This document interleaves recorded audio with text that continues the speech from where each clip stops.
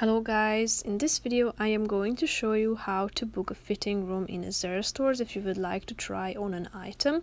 It's really important to know that this function is only available when you are in a Zara store, and if Zara has your permission to use your location. But first I just want to mention, don't forget to subscribe to my channel, because at 10,000 subscribers I'm going to show you my whole YouTube revenue statistics and growth strategy, how to make money online. So let's jump into it.